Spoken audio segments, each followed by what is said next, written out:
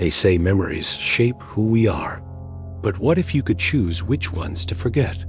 On a rainy night in a city that never sleeps, I stumbled upon a dim-lit alley and an old salon with a faded sign. Forget Me Not Hair Studio. I thought it was just another quirky barbershop, but the woman inside wasn't just cutting hair. She was slicing through my past, and with every strand that fell, a part of me disappeared. Don't forget to like, comment your theory, and subscribe, because this isn't just a haircut. It's a one-way trip into the part of your soul you tried to bury. My name is Elliot. I've been a writer, a traveler, a wanderer, but mostly, I've been a man running away from something I can't quite name. Cities blur together. Hotel rooms feel the same. And lately, I've started to forget whether I'm chasing inspiration or hiding from memory. That night, the rain was relentless sharp, cold needles tapping on the windshield of my rented car. I was in a part of the city I didn't recognize, somewhere off the grid, no signal, no direction. Alley that didn't exist on Google Maps. At the very end, like a mirage, stood a small salon with fogged-up windows and a barely lit sign that read, "Forget Me Not Hair Studio." I wasn't planning on a haircut, but something about that place, maybe the way it seemed untouched by time, pulled me in. Inside, it was warm, clean, quiet, faint smell of lavender and something older, like dust from an attic no one dares to open. The woman behind the counter looked up as if she'd been expecting me. She was striking, not in the obvious way. Her beauty was quiet, like a photograph found in a forgotten drawer. "Walk-ins?" I asked, half joking. She nodded once, for the right kind of memory. I must have blinked in confusion. "I meant haircut." She smiled. "That too." She introduced herself as Mira.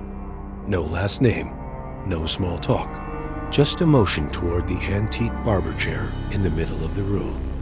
I sat down, still unsure why I was even there.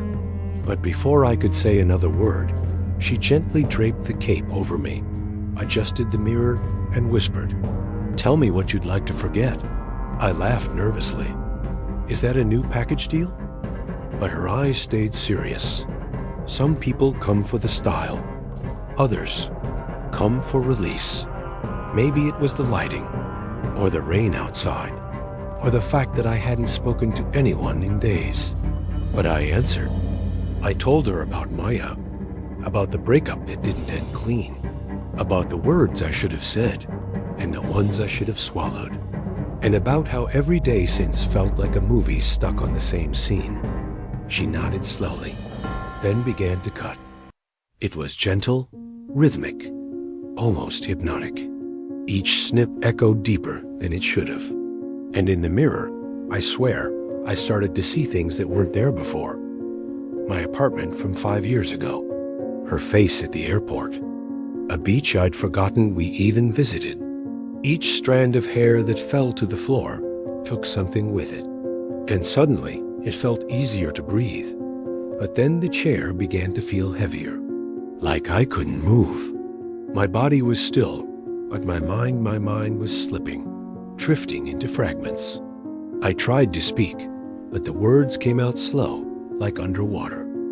Mira leaned in, her voice soft but firm. "You said you wanted to forget. You didn't say when to stop." I panicked. "Wait, no, stop, please." But my voice barely made it past the mirror. The reflection had changed.